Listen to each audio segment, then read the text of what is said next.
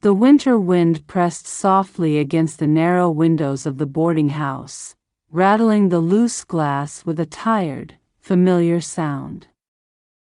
Inside the small upstairs room, an elderly woman sat beside a dim oil lamp, her thin hands folded in her lap. The room was simple, just a narrow bed, a wooden chair, a small table, and a single trunk that held the few possessions she had carried through nearly 9 decades of life. Her name was Margaret Hale, and she was 89 years old. Age had reduced her world to a handful of quiet routines. Each morning she woke before the sun, though there was nowhere she needed to go. She would sit by the window and watch the street below as the town slowly stirred to life. Shopkeepers swept their doorways, children hurried toward school, and the postman made his steady rounds through the neighborhood.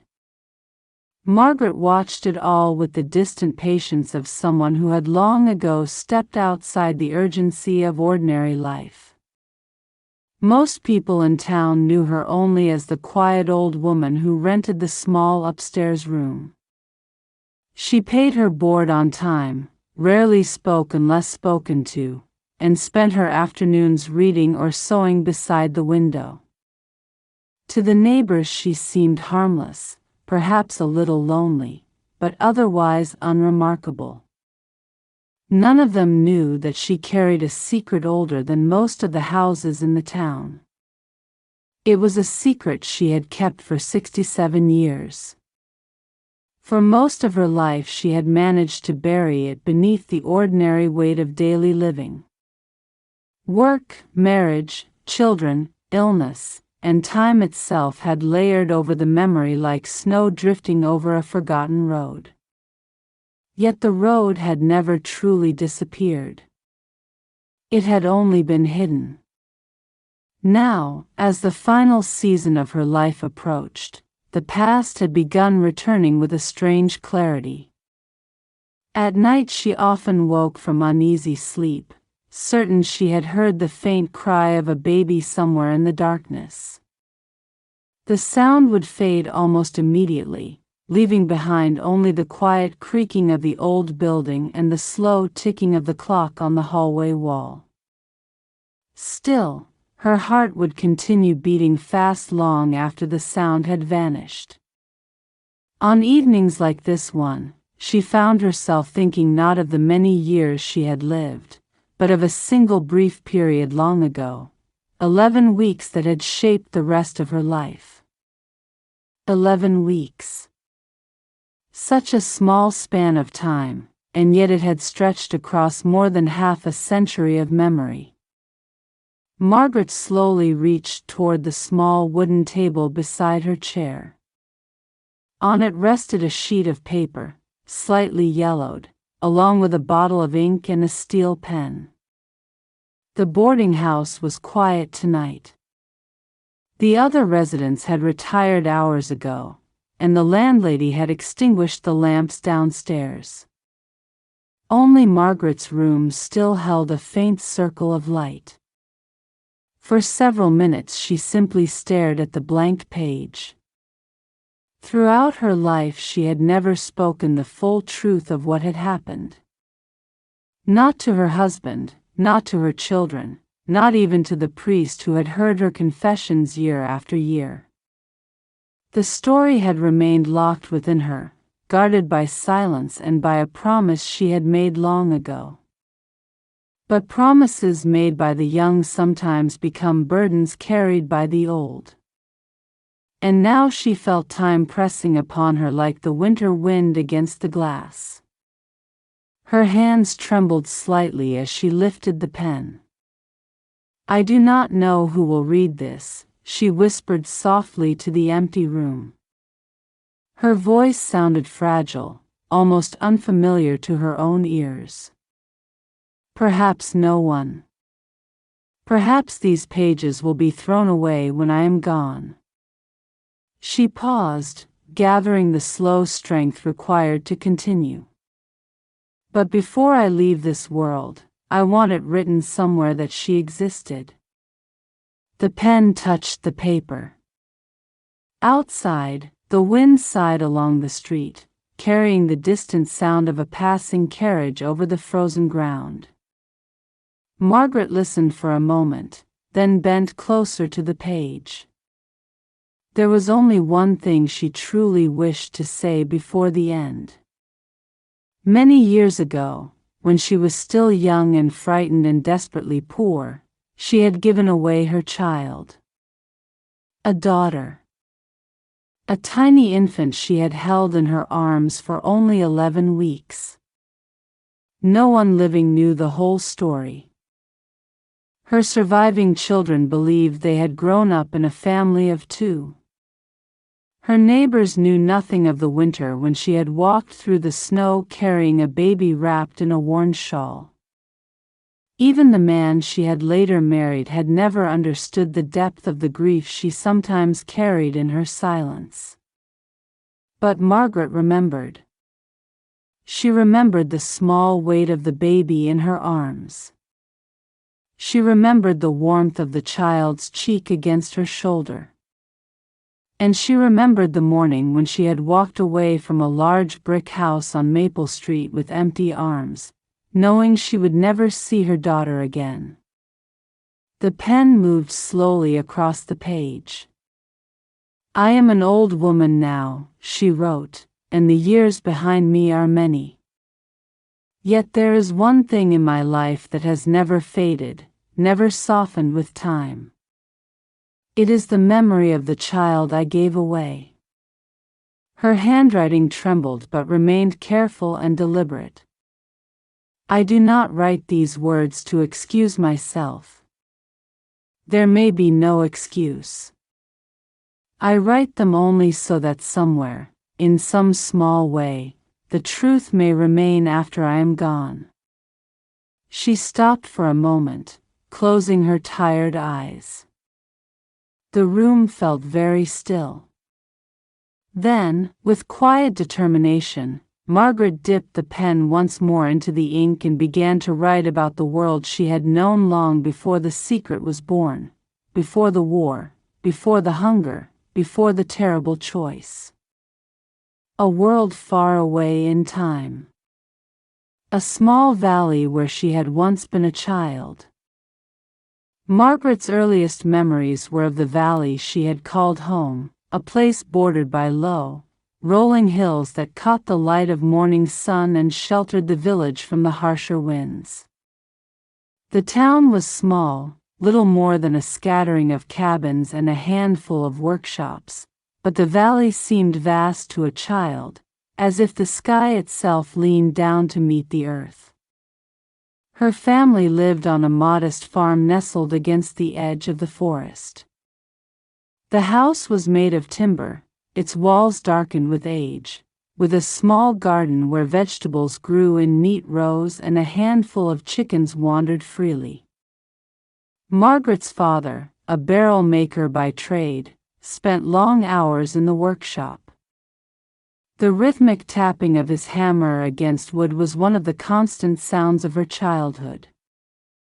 Her mother tended the household with tireless care, teaching Margaret the art of cooking, sewing, and managing a home even as the child learned to read and write from the few books available in the settlement. The early years were filled with structure and routine. Each season brought its own labors, planting in the spring, tending in the summer, harvesting in the fall, and mending or spinning by the fire in the winter. Margaret remembered the scent of fresh-turned earth in spring and the warmth of the hearth when snow lay deep across the hills. Life was hard but predictable, and predictability was comfort for a child who found security in the rhythm of work and family. But the stability of those years was shattered abruptly when Margaret was 9. Her mother's death during childbirth, followed by the infant's passing days later, transformed the household overnight. The warmth of family disappeared, replaced by a heavy silence that filled every corner of the small cabin. Her father, once steady and measured, withdrew into his grief, leaving the care of the household to Margaret, despite her tender age. She assumed responsibilities far beyond her years, preparing meals, tending the animals, maintaining the garden, spinning wool, mending clothes, and keeping her youngest sister comforted. The transition from child to caretaker was sudden, merciless, and complete. School became a rare blessing, limited to short stretches when the settlement subscription school opened. The widowed schoolmistress, Mrs. Adelaide Hartwell, recognized Margaret's potential and nurtured it, lending her books of poetry, essays, and novels. Margaret treasured these moments, often reading by the flickering candlelight after long days of labor. In those hours, she escaped the relentless toil of her household and glimpsed worlds she had never known. She read Milton, Pope, Johnson, and Richardson, absorbing fragments of knowledge and imagination that would sustain her long after the valley and the old cabin had become memories. Despite the hardship, these years instilled in Margaret a resilience that would define her life. She learned the practical skills of survival, the discipline of study, and the quiet strength of endurance. The valley shaped her. Its mountains enclosed not just the land but also a world of moral and physical structure, a world where each day demanded effort and rewarded persistence. Even in later years, Margaret could recall the scent of the garden after rain, the sound of her father's hammer in the morning light, and her mother's soft hum as she worked. Those memories, though mingled with sorrow, remained a foundation. They reminded her of the life she had come from, a life of simplicity, discipline, and early lessons in responsibility and love. It was in this valley that she first learned the bitter truth of life's fragility. Death had arrived unexpectedly, and with it, the knowledge that survival often demanded impossible choices. Those early lessons of loss, work, and endurance would echo throughout her life, preparing her, unknowingly, for the hardships and decisions that lay ahead. From the safety of childhood routines to the sudden intrusion of mortality, Margaret's formative years were a blend of beauty and tragedy, a combination that would shape her character, harden her resolve, and lay the groundwork for the secret she would carry into old age. By the time Margaret reached 16, the rhythm of her days had shifted, though the weight of responsibility had not lessened. She was taller now, her shoulders strong from years of tending the garden and the animals, her hands calloused but capable. It was during this season of maturity and quiet labor that Daniel Whitaker entered her life. He was a neighbor from a nearby farm, a few miles to the north, tall and steady, with hands that bore the same roughness of toil that marked Margaret's own. Though he possessed neither eloquence nor sophistication, Daniel carried with him a quiet honesty and a determination that resonated with Margaret. Their courtship was modest and proper, bound by the customs of their community. On Sunday afternoons, after the morning chores were completed, they would converse in her father's parlor, speaking of the weather, the crops, and the occasional sermon at church. Daniel sometimes brought small gifts, a length of ribbon from the town's merchant, a book of poetry, or a carefully prepared treat from his mother's kitchen. These gestures, simple yet thoughtful, spoke to a respect and care that Margaret understood. She felt no rush of romantic ardor but recognized in him a partner who could be trusted, a man who would provide stability and security in a world that had shown her how fleeting such things could be. Margaret's father, aware of both the practical and social considerations, approved of Daniel's attentions. A union between the two would relieve some of the burdens from Margaret's household, and it would ensure that she would not face life entirely alone. Though the decision was tinged with pragmatism, Margaret did not resent it. In fact, she felt a measure of relief at the thought of sharing life's hardships with someone reliable. Their marriage took place in the spring of 1858, in the modest Methodist church in the settlement.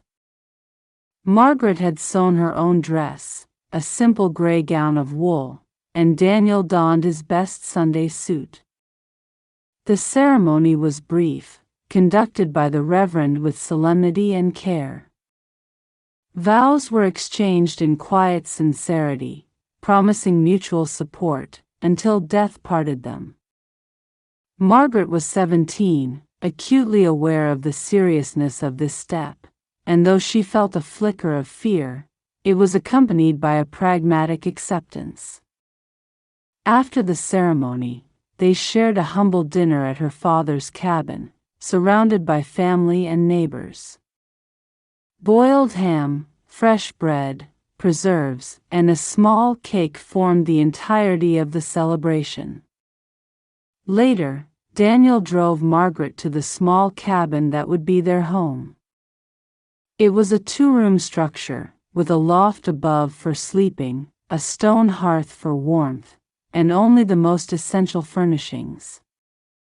Margaret brought what she could: her mother's Bible, a spinning wheel, a few linens, and cooking implements she had managed to preserve. Daniel contributed the necessities for work and living: a rough table and benches, a bedstead, basic farming tools. Though poor, their resources sufficed for a beginning built on diligence and cooperation. Life in the cabin demanded adjustment. Daniel labored from dawn until dark, clearing fields, tending livestock, planting and harvesting crops. Margaret managed the home, preparing meals, tending the kitchen garden, spinning wool, weaving, and ensuring that every aspect of domestic life functioned smoothly. The labor was unceasing, yet neither felt misery. Rather, there was a quiet contentment in shared purpose. Their conversations were brief, often limited to planning work or discussing immediate needs, but the partnership itself carried a sense of mutual respect and understanding. Within a year, the couple welcomed their first child, a son they named Daniel Jr. The birth was difficult. Margaret's body, accustomed to years of toil but still slight and narrow, struggled with the delivery. Recovery was slow, yet the child thrived, bringing joy and a sense of completeness to their modest home. A second child, a daughter named Mary, arrived in November 1860. She, too, was frail, but with attentive care, she survived her first winter. Margaret's days were now consumed by the care of the children, the household, and the demands of farm life, leaving her little time for rest or leisure. Then, in April 1861, news of war arrived. Fort Sumter had been fired upon, and President Lincoln called for volunteers to suppress the rebellion. The conflict, distant yet immediate in its consequences, stirred fervor across the valley. Daniel, like many of the men, felt compelled to enlist. He explained that the bounty and potential pay could secure their farm's future and provide for the family in his absence. Margaret, with little choice and deep apprehension, accepted the decision. In June, Daniel left for the army, leaving Margaret with two small children and the heavy burden of survival. Letters from Daniel arrived sporadically, recounting the hardships of camp life, the long drills, the poor food, and the illnesses that swept through the regiment. Each letter brought relief and fear in equal measure, a reminder of the man she loved and the peril he faced. Margaret clung to these messages, reading and rereading them by candlelight, finding solace in his words even as the future grew uncertain. The departure of Daniel marked a new stage in Margaret's life, one defined by endurance, solitude, and the constant challenge of sustaining herself and her children. Yet in the quiet moments, she recalled the early days of labor with her mother, the lessons learned in the valley, and the small joys of her modest home. These memories and skills would sustain her through the trials that lay ahead, as her story became one not just of survival, but of the impossible choices a woman must make when confronted with circumstances beyond her control. By the spring of 1862, the war had begun to cast a shadow over every household in Huntington County, and Margaret's life was about to change in ways she could never have imagined. Daniel's letters had grown sparse, then abruptly stopped altogether. One cold March afternoon, a rider arrived at her cabin, dusted and weary from the road. Captain Morrison, the man who had led Daniel's company, dismounted with a solemn air. His hat in hand, he approached Margaret with careful deliberation. "Mrs. Whitaker," he said, voice low, "I have come with news that I fear you will find most grievous. Your husband, Private Daniel Whitaker, was killed at the Battle of Kernstown on March 23rd. He fell instantly to a mini ball to the chest. There was no suffering beyond the moment." The words struck Margaret with the force of a physical blow. The man who had been her partner in the endless toil, her companion in quiet routines and her anchor in the early storms of adulthood, was gone. She could not grasp it fully. Her mind clung to the hope that perhaps there had been a mistake, that the news was wrong.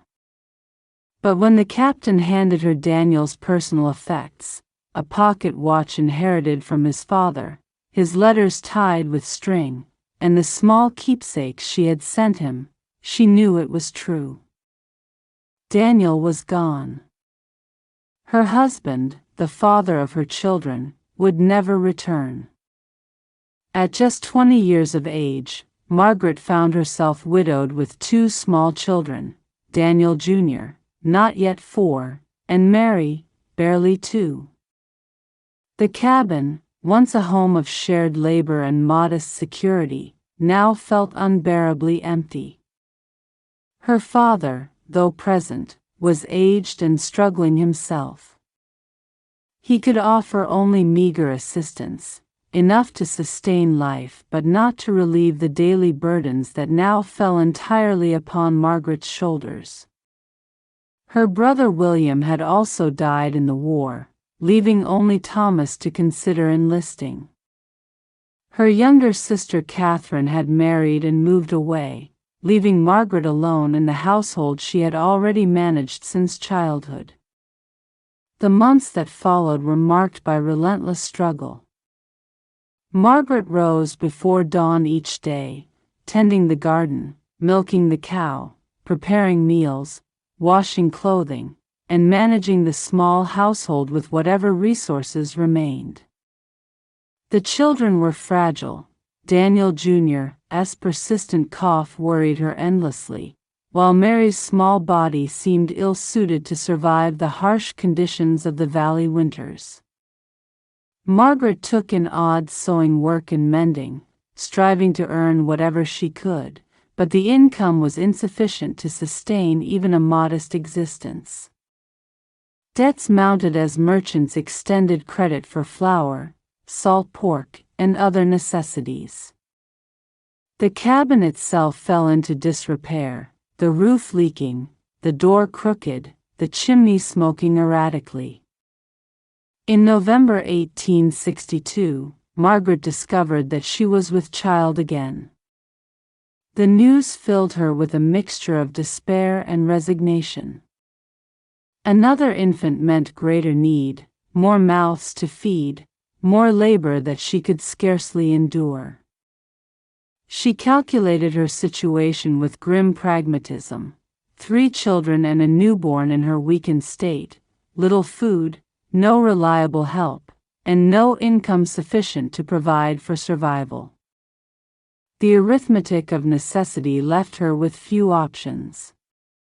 By September of 1863, Margaret labored alone to deliver her 3rd child, a daughter. Exhausted and physically depleted, she named the baby Sarah, after her own mother. The infant cried with surprising vigor, and Margaret clutched her to her breast, finding temporary relief in the child's warmth and life. Yet the joy of birth was immediately shadowed by the impossibility of providing for 3 children alone. Young Daniel's cough worsened, Mary remained fragile, and the newborn required constant attention. Margaret's body was weak, her milk thin, and her energy nearly spent. It was then that the minister of their local church suggested an extraordinary and heartrending solution. The Thornons, a well-to-do couple who had lost their own child, expressed willingness to adopt an infant, providing a home of comfort, education, and opportunity far beyond what Margaret could offer. The minister explained gently that if she surrendered Sarah to the Thornons, the child would survive and thrive. Margaret recoiled at the thought. To give away her infant, the daughter she had carried through hardship and birth, seemed an unthinkable betrayal. Yet, as days passed, Margaret confronted the stark realities. The alternative was grim. Keeping Sarah could mean death by starvation, disease, or exposure for all 3 children. Relinquishing her offered the chance that Sarah would live, flourish, and experience opportunities Margaret could never provide. The decision weighed on her with an unbearable heaviness, demanding a sacrifice beyond what she believed she could endure. After nights of prayer and sleepless contemplation, she recognized the cruel arithmetic of necessity. To save 1 child, she might have to surrender her love in physical form. In November 1863, Margaret made the most excruciating journey of her life. She dressed Sarah in the cleanest garments she could prepare, wrapped her in a worn shawl that had belonged to her mother, and walked the 3 miles to the Thornon household. Mrs. Thornon greeted her with kindness, her eyes filled with a tender longing for the child she had lost.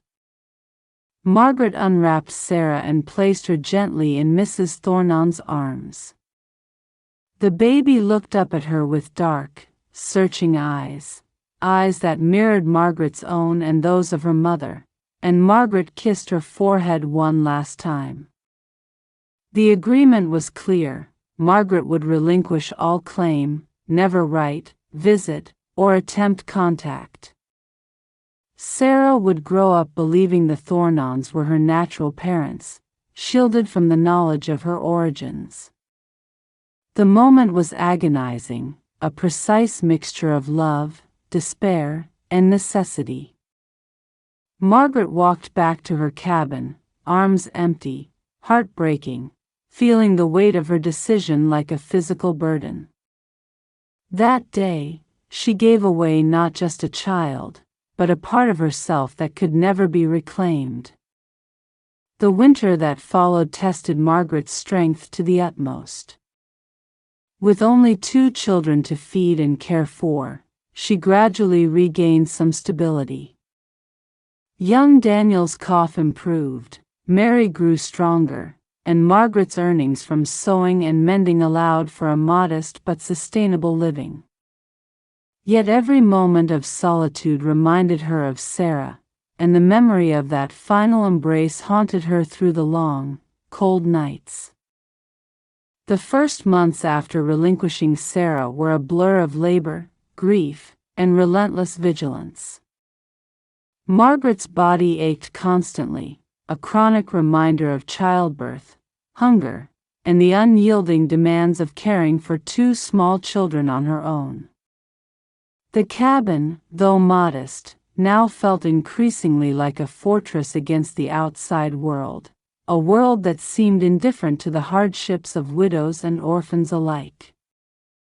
She rose each day before dawn, stoking the hearth, preparing meager breakfasts, tending the small vegetable garden, and ensuring that young Daniel and Mary had some warmth and nourishment before the morning cold sapped her own energy. Even in these desperate circumstances, Margaret refused to let despair dominate completely. She turned to small acts of care as a means of survival, sewing mended clothes for the children, patching worn blankets, and keeping their living space as orderly as her exhausted body allowed. Every chore became an exercise in resourcefulness. Every ration of food had to be stretched with precision. Her father, though still living, could offer only occasional aid, bringing small provisions when he was able.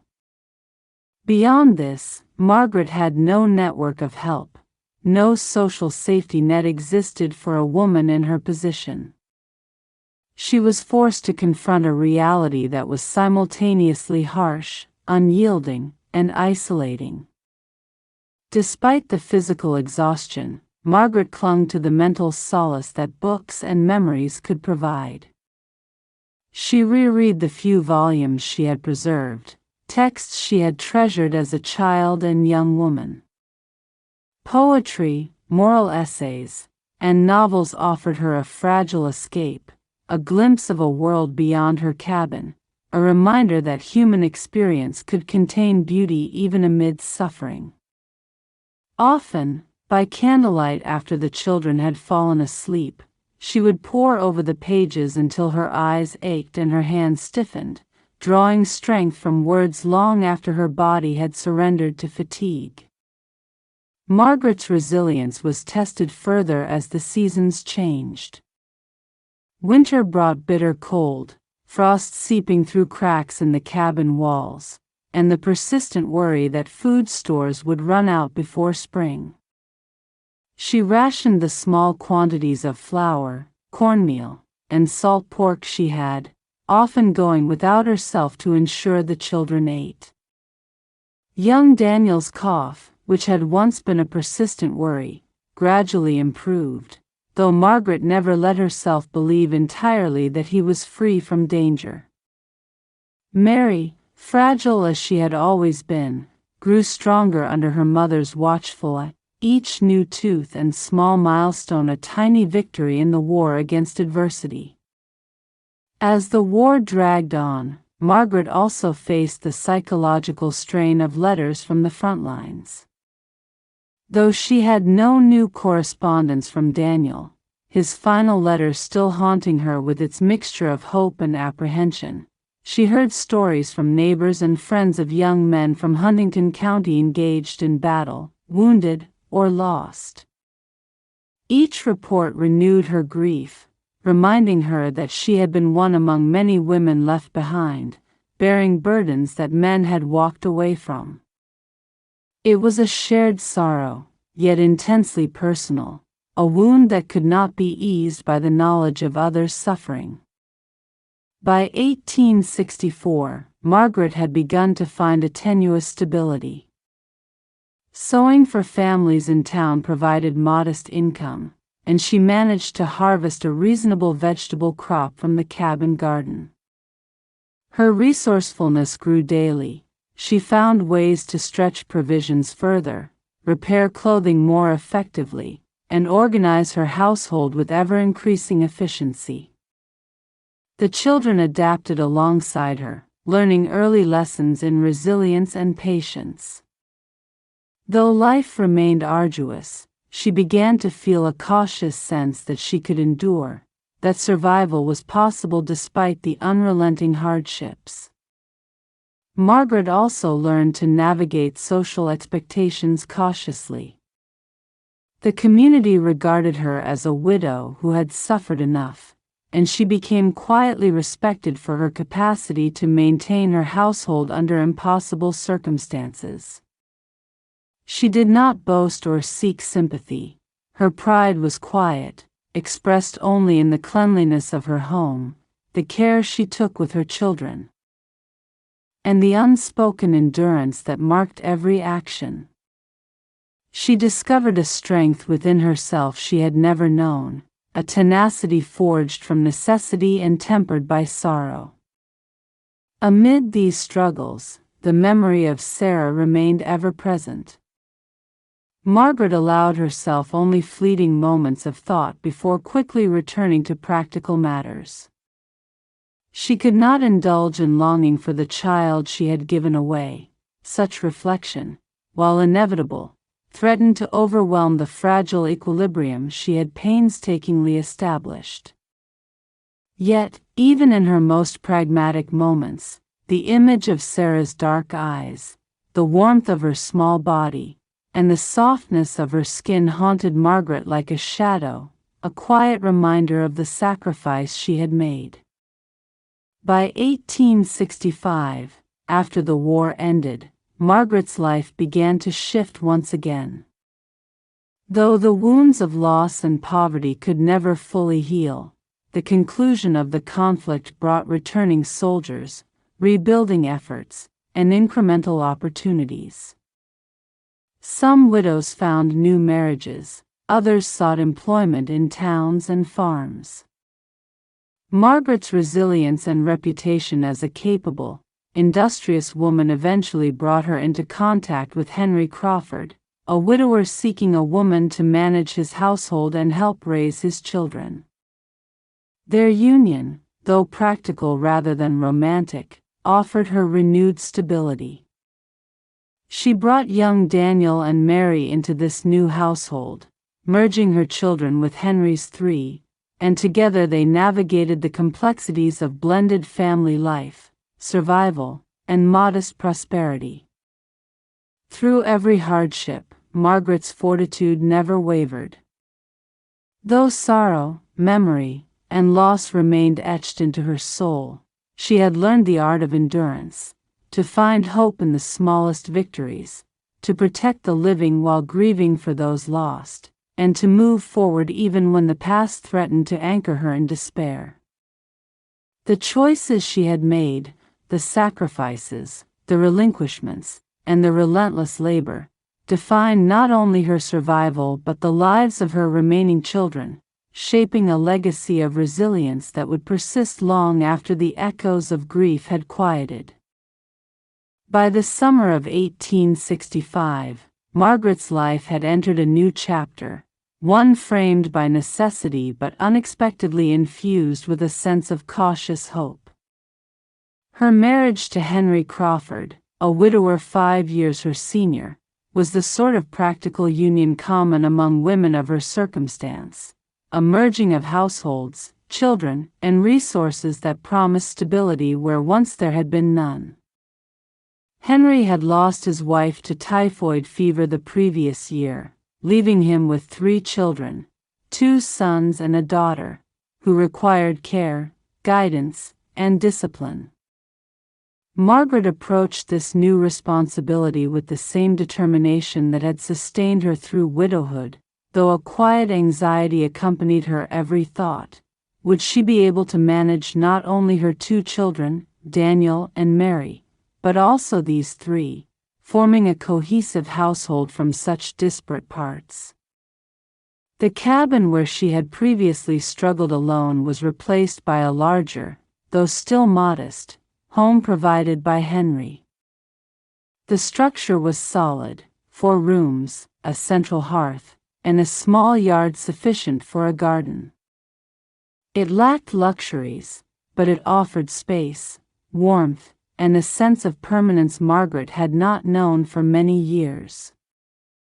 She immediately set to work organizing the household, assigning responsibilities to children old enough to assist, and creating routines that would ensure order and stability. Young Daniel, now 6, was capable of minor chores, fetching water, feeding animals, carrying kindling, while Mary, at 3, shadowed her mother's movements, learning by observation. Henry's children, slightly older than her own, required guidance in behavior, schooling, and domestic contributions, and Margaret took on this task with a disciplined patience born of experience. Margaret's days were long and structured. Dawn heralded the start of chores, milking the small cow, stoking the hearth, preparing breakfast for 5 children and Henry himself, and tending the modest kitchen garden.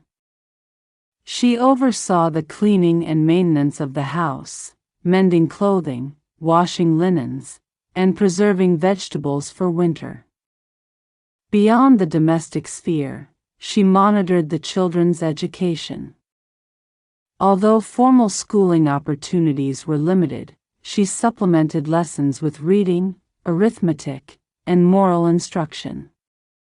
For her own children and Henry's, she endeavored to instill the values she had internalized during her youth: diligence, responsibility, and respect for knowledge.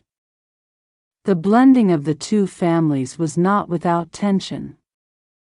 Henry's eldest son, James, resented the intrusion of Margaret into a household that had once been ruled by his mother, while his younger siblings vacillated between curiosity, suspicion, and attachment.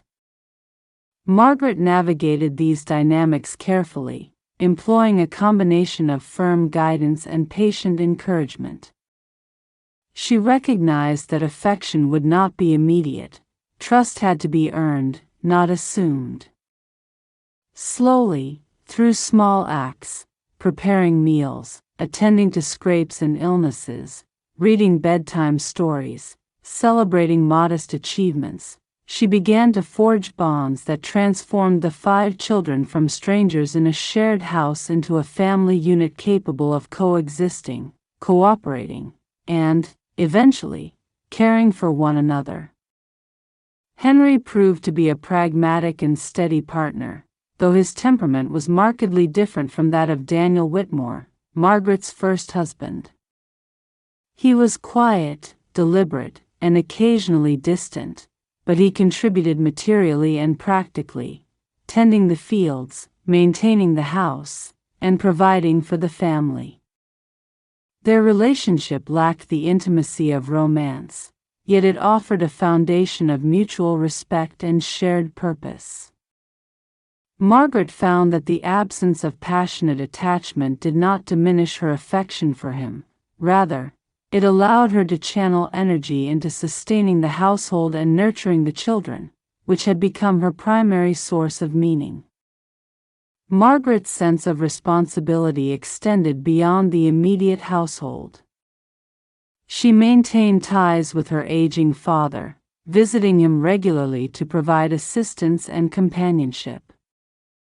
She also cultivated relationships within the Huntington community, assisting other widows, exchanging labor and resources with neighbors, and occasionally taking in sewing or laundry for extra income. These connections provided both practical support and emotional relief, reminding her that she was part of a larger social fabric that could be relied upon in times of need. Despite the relative stability of her new life, Margaret's heart remained shadowed by the memory of Sarah. The child she had given away weighed on her thoughts daily, though she maintained the agreement of silence she had made with the Thorntons. She never spoke of Sarah to Henry or the children, fearing that disclosure would unsettle the delicate balance she had achieved. Yet, in private moments, after the household had retired at night or during walks in the crisp autumn air, she allowed herself fleeting imaginings: Sarah's face, her smile, the life she might be leading. These reflections were bittersweet, a mixture of pride in her own sacrifice and the sorrow of absence that would never be remedied. Education and personal growth remained a quiet refuge for Margaret. Though her time for reading was limited, she continued to savor books whenever possible. Poetry, moral essays, and novels offered mental escape and sustenance, reminding her that intellectual life could survive amid domestic toil. She occasionally shared readings with the older children, fostering a love of words and ideas that extended beyond survival and into the realm of culture and aspiration. Through these small acts, Margaret preserved a part of herself that had been threatened by poverty, loss, and endless labor, a self that sought beauty, reflection, and continuity amid the harsh practicalities of life. The winter of 1865 to 1866 brought its customary hardships: snow drifts, frozen water, and the ever-present risk of illness. Margaret's careful management of provisions and vigilant attention to her children ensured their survival, but she endured long nights of worry, listening for coughs or cries, her body exhausted by the unceasing demands of care. Yet, the children flourished under her guidance. Young Daniel grew robust and lively, Mary became more resilient, and Henry's children began to accept her presence as a stabilizing force rather than an intrusion. Slowly, a sense of achievement emerged. The household, once fragile and precarious, now functioned with rhythm, cooperation, and a degree of comfort Margaret had scarcely imagined possible during the depths of her widowhood. By the spring of 1866, Margaret's life had settled into a pattern defined by responsibility, endurance, and quiet satisfaction. Though grief and longing for the child she had given away persisted, she recognized the tangible results of her labor: healthy, thriving children, a functioning household, a supportive, if not romantic, partnership with Henry, and a reputation in the community for capability, diligence, and moral fortitude. She understood that her life, though marked by sacrifice, had achieved a measure of stability that would benefit her children for years to come. Margaret had transformed adversity into resilience, grief into careful planning, and loss into practical care, turning the harshness of circumstance into a life capable of sustaining hope, growth, and human connection. Despite the outward stability of Margaret's life with Henry and the blended household, an invisible weight pressed upon her daily, an unyielding reminder of the past she could never undo. The memory of Sarah, her first daughter, lingered like a shadow, coloring every quiet moment and casting a subtle tension over the routines of her new life. Though decades had not yet passed, Margaret already understood that memory could be as persistent and demanding as any physical labor.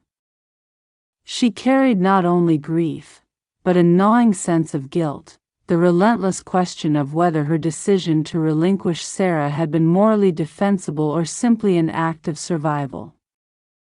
Each morning, as she rose before the sun to stoke the hearth and prepare breakfast for the 5 children, Margaret's mind would involuntarily wander to the child she had not raised.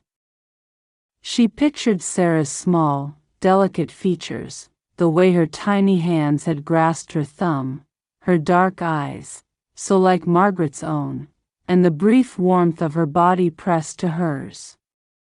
These recollections were vivid, almost tactile, as though the past could reach through time and touch her in the present. Yet she could never act on these memories. She had agreed to a permanent separation and had no means of discovering Sarah's fate without violating that solemn commitment. The conflict between remembrance and restraint became a constant, invisible labor, an internal rhythm as exacting as any chore of domestic life. Margaret's guilt extended beyond Sarah. She often reflected on the moments she might have done more for Daniel and Mary during her early widowhood, wondering if her exhaustion or fear had allowed them to suffer more than necessary. The deaths of her mother and infant brother in her own childhood haunted her as well, creating a chain of loss and responsibility that she carried forward. She recognized that her own experiences of deprivation and grief had shaped the decisions she made, yet this understanding did not mitigate the pain. It only clarified the impossibility of choosing any course without consequence. Margaret's mind became a ledger of moral arithmetic: what she could and could not provide, what sacrifices were necessary, and what losses would echo forever. In the quiet of the evenings, after the children were asleep and the household chores were completed, Margaret allowed herself rare moments of reflection. She would sit by the dim glow of a candle, cradling a book she could rarely finish, and permit her thoughts to drift. She thought of Sarah as she imagined she might have grown, perhaps tall and elegant, educated, and aware of a world Margaret could never have given her. Sometimes she imagined Sarah as she had truly been, a fragile infant who had needed nourishment, warmth, and care that Margaret could not provide. The duality of these images, the life Sarah might have led versus the life she had actually received from the Thorntons, was a source of both comfort and torment. Margaret could never reconcile them fully, yet she clung to the hope that the child had thrived, as she had intended, even if she would never witness it. Margaret's devotion to memory did not interfere with her practical life, but it infused her actions with an undercurrent of intensity. She treated her household with meticulous care, not only out of duty but because she understood the fragility of life and the necessity of structure. Each chore, each meal prepared, each lesson taught, became a small act of redemption, a way to transform her past failures into present competence. She often found herself silently apologizing to Sarah during these tasks, whispering words she could never speak aloud, committing each gesture to memory as if to demonstrate that love could be expressed even when constrained by circumstance. Social interaction provided another lens through which Margaret confronted her memories.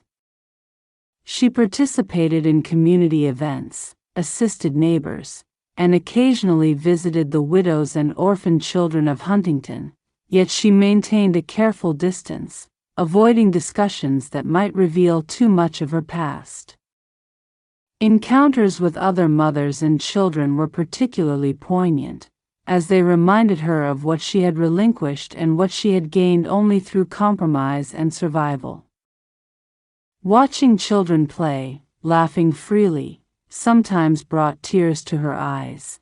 At other times, it reinforced her belief that Sarah had been spared hardship, perhaps even happiness, by the decisions she had made. Education continued to serve as a sanctuary for Margaret. Whenever she could steal a quiet moment, she read poetry, history, and philosophy, preserving her mind against the attrition of routine labor. She found solace in writers who explored human suffering, resilience, and morality, seeing reflections of her own life within their pages.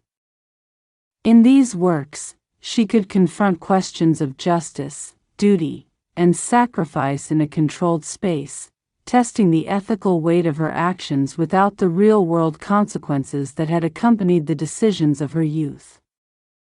This intellectual engagement became a lifeline, a way to maintain personal identity amid the demands of family, survival, and memory. The passage of time did not lessen the intensity of Margaret's recollections. Anniversaries, holidays, and the changing seasons brought with them memories of loss and choice. In the winter, The cold and isolation reminded her of the cabin she had once inhabited with 2 hungry children, and the crushing responsibility of providing for Sarah temporarily. Spring evoked recollections of planting and hope, of waiting for letters, and of the brief interludes of peace she had experienced before the war's full toll struck her family. Summer and autumn carried the sights and scents of gardens, fields, and harvests, reminders of labor, sustenance, and the tenuous joy of survival. Each year, the rhythm of time reinforced the duality of her existence, the life she built, and the life she imagined for the daughter she had relinquished. Margaret also struggled with the moral judgments of society, both real and imagined. She wondered how other women, especially those who had retained their children despite poverty and widowhood, might perceive her actions. Would they see her as prudent, or as cowardly? Would they believe she had acted out of love, or view her decision as an abdication of maternal duty? These questions gnawed at her, yet she found solace in the rational justifications she had always maintained. Survival necessitated sacrifice, and Sarah's prospects were best secured in the care of the Thorntons. Still, intellectual understanding could not fully suppress the emotional weight she carried. The tension between reason and feeling was a constant companion. As the years progressed, Margaret's reflections became more introspective, focusing on identity and legacy.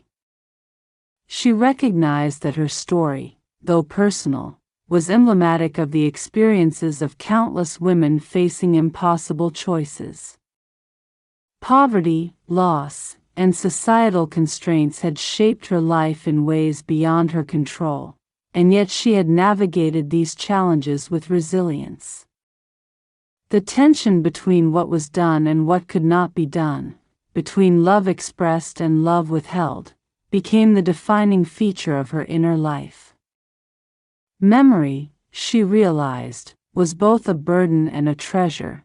It kept her connected to the daughter she had given away, and it preserved the moral complexity of her own journey. By the late 1860s, Margaret had grown into a woman whose identity was inseparable from both her past and present. She was defined not only by the labor, care, and responsibility that sustained her household, but by the memories she carried in silence. The presence of Sarah in her thoughts became a quiet force guiding her actions, shaping her ethics, and reinforcing the values she wished to impart to all the children in her care. Margaret understood that while she could not alter the past, she could imbue her present with meaning, purpose, and love, ensuring that the sacrifices she had made were not in vain, even if one daughter would never know the depth of her devotion. The years that followed Margaret's reunion with a semblance of stability under Henry Crawford's roof were marked by relentless labor, incremental victories, and the steady persistence of survival. Life was neither easy nor predictable, but it offered a framework within which she could exercise control, however small, over circumstances that had once seemed overwhelmingly cruel. Managing a blended household of 5 children, her 2 from Daniel Whitmore and Henry's 3, was a task of staggering complexity. Each child had distinct needs, personalities, and vulnerabilities, and Margaret had to navigate them with a balance of discipline, affection, and foresight. There were early mornings of tending hearth and garden, sewing, mending, and preparing meals, followed by evenings filled with tutoring, storytelling, and soothing the anxieties of children whose lives had already known sorrow. Yet through these burdens, Margaret discovered a wellspring of resourcefulness and patience she had not realized she possessed. Young Daniel, her eldest, displayed an innate curiosity and mechanical aptitude that drew Margaret's attention and encouragement. She devoted herself to nurturing these interests, scavenging books, diagrams, and basic tools to stimulate his mind. Mary, her second child, showed resilience in her health and a precocious intelligence that fascinated Margaret, who found in teaching her a sense of purpose and redemption.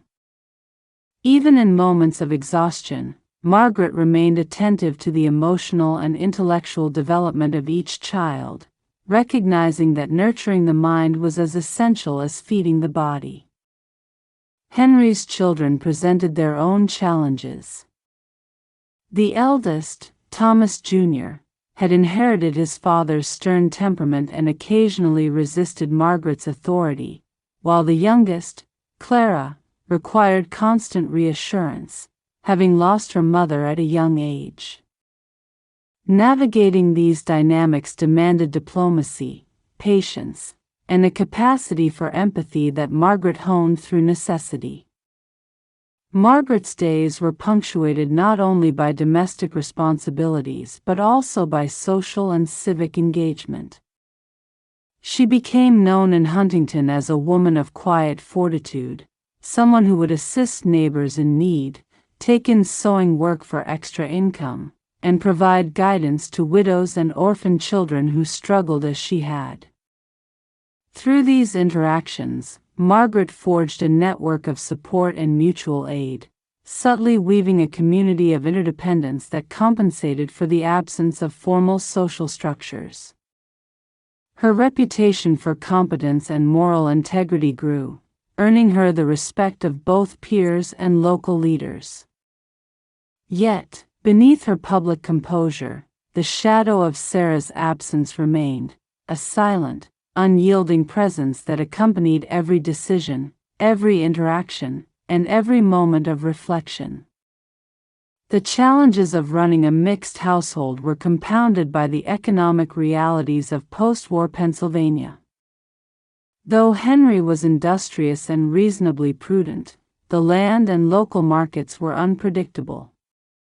Crops failed due to drought or pests, livestock succumbed to disease, and fluctuations in demand affected the family's income from surplus produce. Margaret responded with pragmatism. She diversified their crops, bartered goods with neighbors, and trained the children in household economy from a young age. They learned to garden efficiently, conserve food, mend clothing, and participate in the labors that ensured their collective survival. Margaret's insistence on practical skills was not merely utilitarian. She believed that equipping the children with competence and resilience would prepare them to face a world that often offered no safety net for those who lacked resourcefulness. Education remained a cornerstone of Margaret's vision for her children. She adapted lessons learned from Mrs. Hartwell years earlier to suit the blended household, encouraging reading, writing, arithmetic, and moral instruction. Evening hours often found the children gathered around a candle, poring over books while Margaret corrected their writing or read aloud from classics. These moments of learning provided a reprieve from the physical labor of the day and instilled a sense of curiosity and confidence in the children.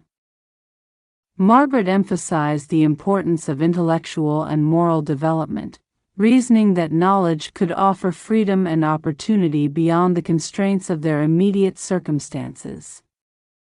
She took particular satisfaction in seeing young Daniel grasp mechanical concepts quickly, while Mary demonstrated a remarkable facility for languages and poetry. The children's successes became both a balm and a measure of Margaret's own resilience, each small triumph reinforcing the belief that her sacrifices had not been in vain. Despite these gains, adversity persisted. Illness struck intermittently. Fevers, coughs, and digestive ailments threatened both children and adults. Margaret's own health, though robust compared to earlier years, was strained by decades of labor, emotional turmoil, and the cumulative effects of inadequate nutrition in her youth. She faced the perpetual tension between self-preservation and duty, often pushing herself past exhaustion to ensure the well-being of her family. The memory of her early widowhood, when Daniel and Mary's survival had been precarious, remained a guiding caution. Margaret's decisions were invariably framed by the specter of what might occur if she faltered, an internalized vigilance that governed nearly every aspect of daily life. Margaret also grappled with complex emotions regarding Sarah, though the years had softened the immediacy of grief. Occasionally, she would encounter young women in Huntington whose features or mannerisms reminded her of her lost daughter. These fleeting glimpses sparked both longing and anxiety. She feared recognition or confrontation but could not resist the pull of maternal imagination. She never breached the agreement with the Thorntons, but the thought of Sarah persisted, shaping her perception of other children, influencing her hopes and fears, and coloring her sense of moral responsibility. In these reflections, Margaret reconciled herself to the notion that love could be both sacrificial and unseen, a principle she applied in raising her remaining children and caring for Henry's family. The passage of time brought incremental triumphs. Young Daniel matured into a capable, self-reliant young man, assisting with farm work and household duties while pursuing practical skills that would serve him in adulthood. Mary blossomed intellectually and socially, drawing attention for her poise and aptitude. The household, though never affluent, became self-sustaining, reflecting Margaret's meticulous management and unwavering commitment. Each year reinforced the lesson that diligence, adaptability, and foresight could shape outcomes even in a world rife with uncertainty. Margaret found a quiet pride in the progress of her children, tempered by the ever-present awareness of Sarah's absence, a duality that remained at the heart of her existence. Through trials of health, labor, and the unpredictability of rural life, Margaret maintained a profound inner discipline. Her private reflections, rituals of care, and relentless attention to the needs of her household became expressions of both resilience and penance. While society judged her by outward appearances, Margaret's true work, the reconciliation of past sacrifices with present duties, was invisible, known only to herself. In these efforts, she found purpose, sustaining a fragile equilibrium between survival and morality, love and loss, the past relinquished and the present cultivated. Margaret's life demonstrated the complexity of endurance, that triumphs and failures were often intertwined, that resilience was forged not in the absence of adversity but in response to it, and that moral clarity was rarely absolute. Through careful management of labor, education, and emotion, she created a household capable of surviving and thriving despite the scars of history and the weight of memory. Yet even in this success, the echo of Sarah's infancy remained, a testament to the sacrifices required of women in her position and the enduring potency of love expressed through absence, restraint, and hope. The years following the establishment of her blended household passed with a rhythm that was both monotonous and relentless, yet Margaret never allowed herself the luxury of idleness. The cycles of planting, harvesting, mending, cooking, and teaching dictated the cadence of life, each day measured by duties that left little room for reflection or indulgence. Yet beneath the apparent normalcy of routine lay an ever-present shadow, the memory of Sarah. Though decades had dulled the raw edge of grief, the absence of her firstborn remained a quiet, persistent ache. Each child she nurtured, each smile she coaxed, each small triumph in household management reminded her of what had been lost and could never be reclaimed. In her solitary moments, Margaret allowed herself to revisit those painful early months of widowhood, the cold November walk to the Thorntons, the weight of the infant in her arms, the final touch of her hand against Sarah's cheek before turning away.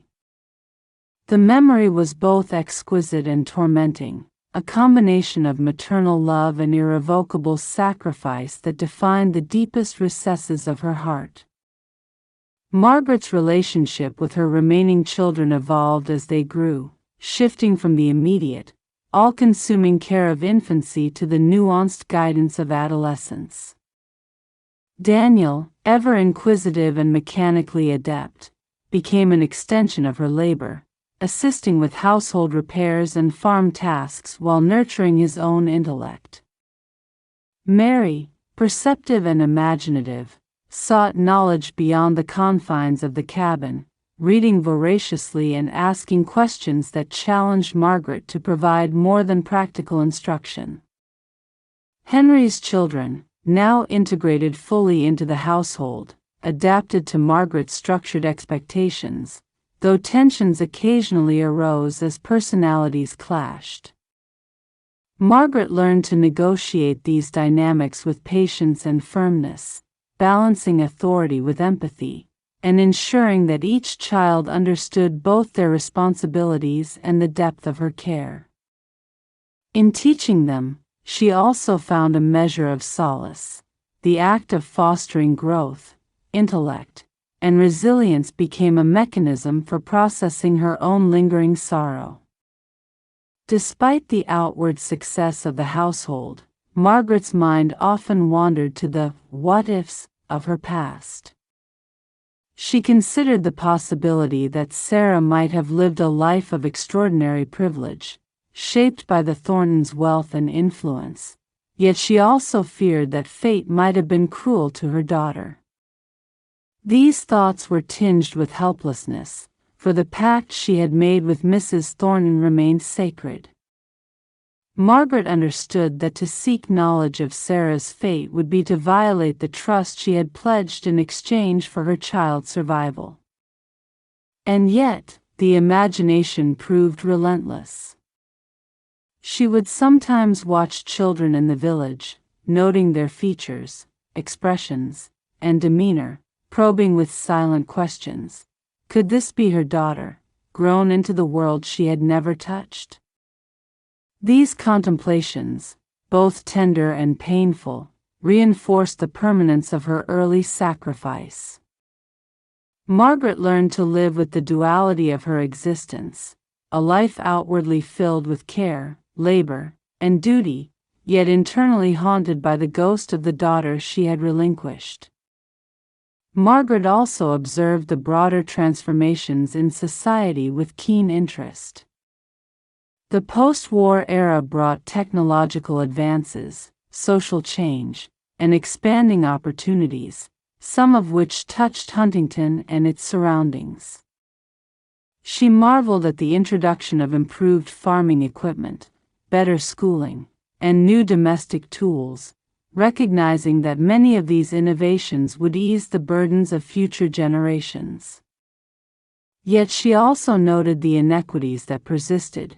Widows continued to struggle, children remained vulnerable, and many families faced challenges strikingly similar to those that had once imperiled her own.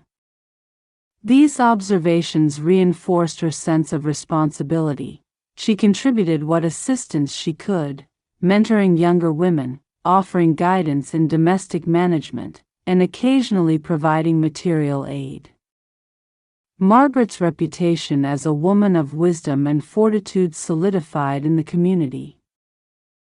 Yet she remained acutely aware of the private grief that underpinned her public composure. As her body aged, Margaret encountered new limitations that forced a recalibration of her daily life. The decades of relentless labor, combined with years of deprivation in youth, left her with persistent aches, fatigue, and reduced stamina. Tasks that had once been routine now demanded careful planning, while she relied increasingly on older children or trusted neighbors for assistance with heavier chores. Nevertheless, Margaret approached these physical challenges with the same diligence she had applied to every aspect of life. She developed new methods to manage domestic work, reorganized routines to conserve energy, and accepted help without compromise to her dignity. In the quiet moments of reflection, she considered the stark contrast between her youthful vigor and the fragile constitution of her current self, recognizing the inexorable passage of time and the limits it imposed. Margaret's connection with the past deepened during periods of solitude. Nights, in particular, were when memory asserted its influence most strongly. By the dim light of a candle or the soft glow of a winter hearth, she would relive her earliest widowhood, the agony of placing Sarah in the Thorntons' care, and the subsequent struggle to maintain stability for Daniel and Mary. These reflections were not static, they evolved with her understanding of life's complexity, morality, and human limitation. Margaret wrestled with the notion of maternal duty, questioning whether a mother could ever truly reconcile self-preservation with the desire to provide unconditional love. Her own experiences, shaped by poverty, war, and societal constraint, illuminated the impossible calculus she had confronted at age 21. The shadow of Sarah remained a moral and emotional compass, guiding her choices and reinforcing the gravity of her early decision. Despite these inward struggles, Margaret cultivated joy where possible. The successes of her children, the flourishing of her household, and small moments of personal satisfaction, an especially good harvest, a solved mechanical problem, or a clear morning to tend the garden, offered intermittent reprieve from the persistent weight of memory. She allowed herself brief indulgences in reading, reflection, and small creative acts, understanding that even modest pleasures sustained her spirit. Margaret discovered that resilience was not merely survival, it was the capacity to find meaning, satisfaction, and love within circumstances often defined by deprivation and loss. She learned to embrace the coexistence of grief and contentment, recognizing that the two were not mutually exclusive but rather integral elements of a life fully lived.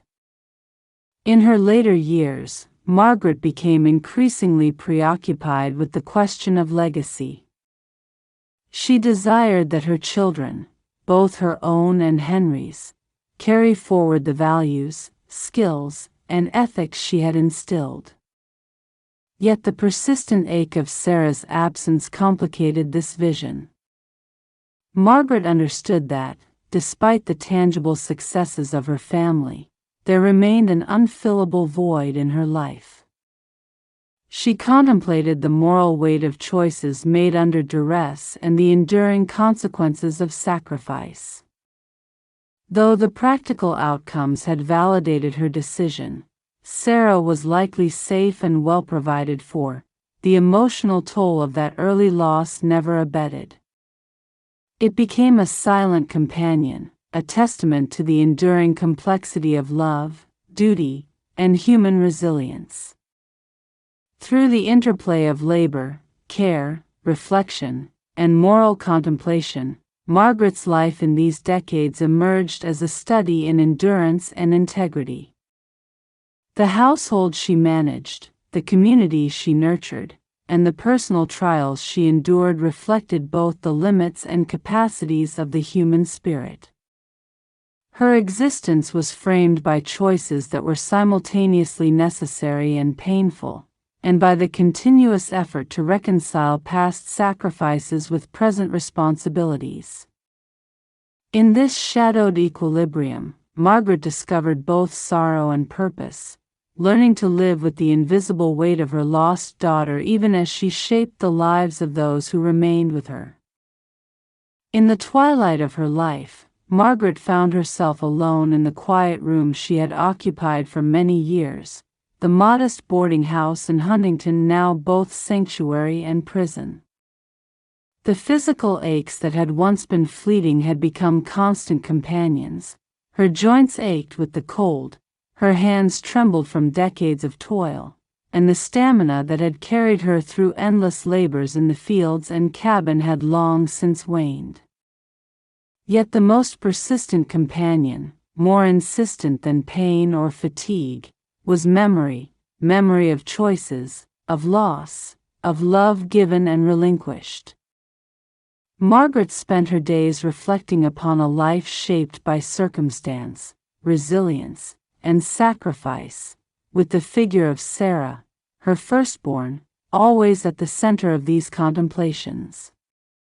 Even as decades separated them, even as time had hardened her resolve, she carried the quiet, unyielding grief of separation as though it were a second heartbeat.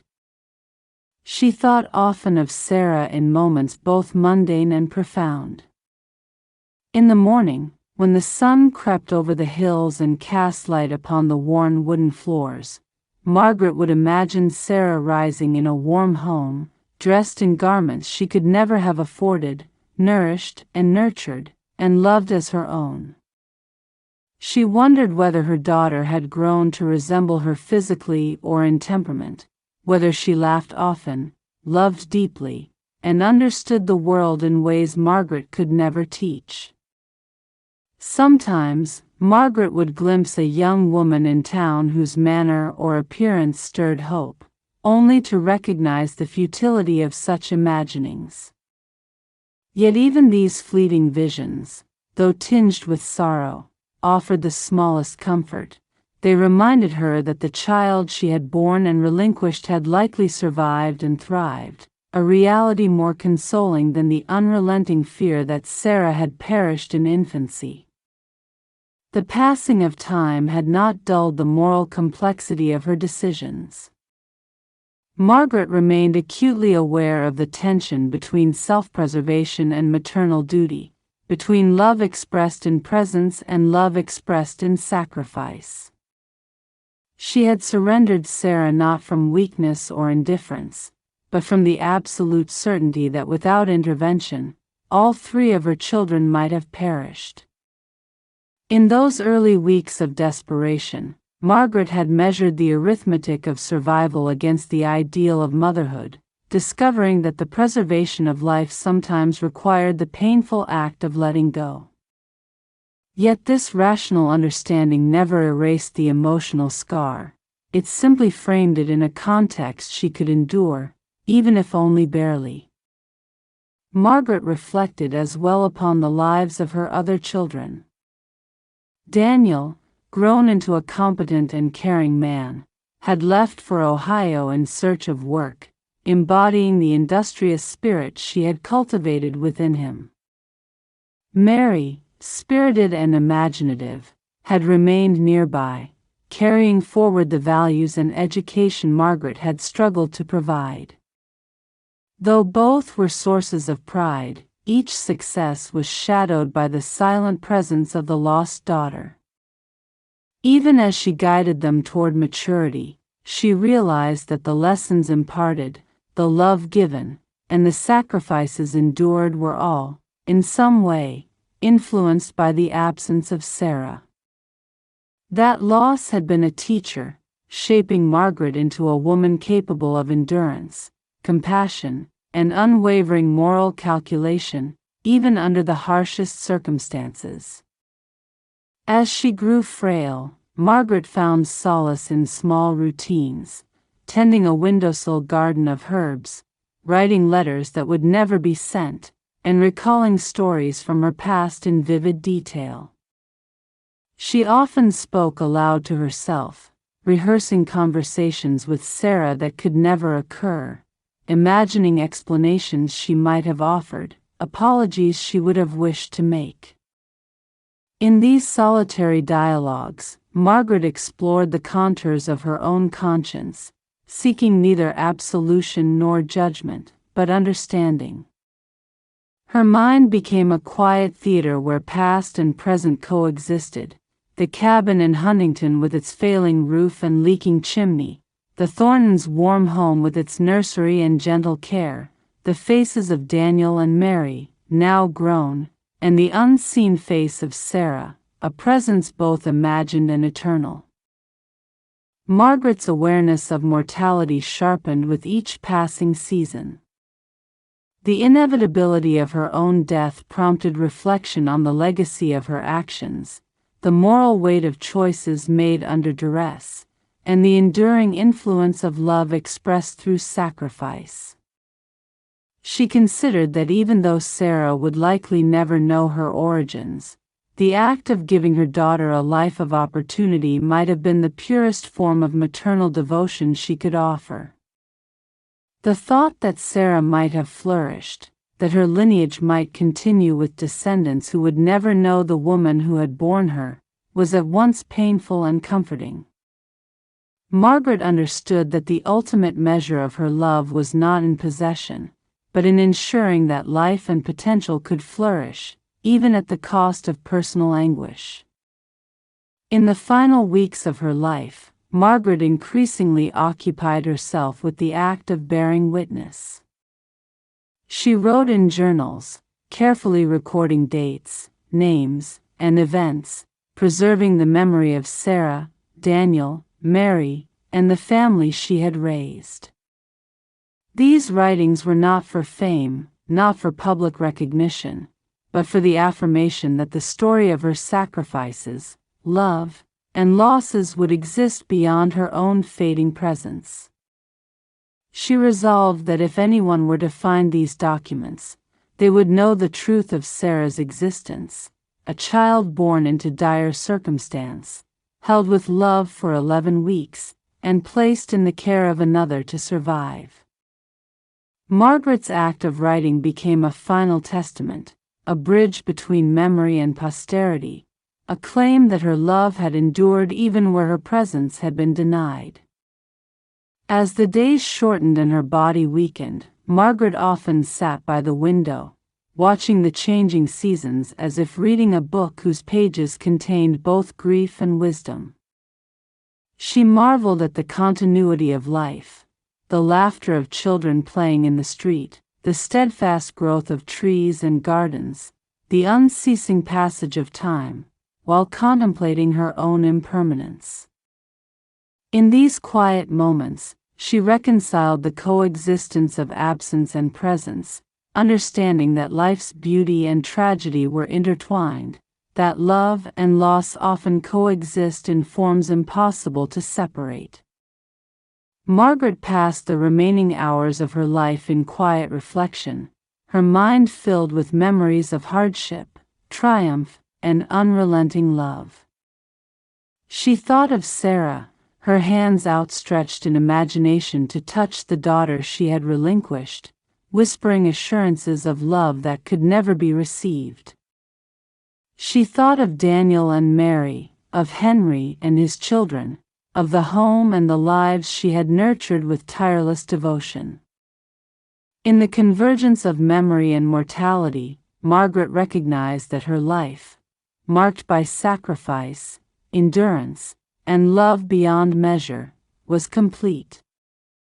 And in the final moment, she smiled softly, as if granting herself permission to release decades of grief and sorrow. She let go of the burden that had accompanied her since that cold November day, trusting that Sarah, wherever she might be, had lived a life of fulfillment. Margaret closed her eyes for the last time, leaving behind a legacy of love that was unseen, unacknowledged by the world, yet enduring in its moral and emotional weight. Her story, once silent, now existed in words and memory, a testament to the profound resilience of the human heart in the face of impossible choices.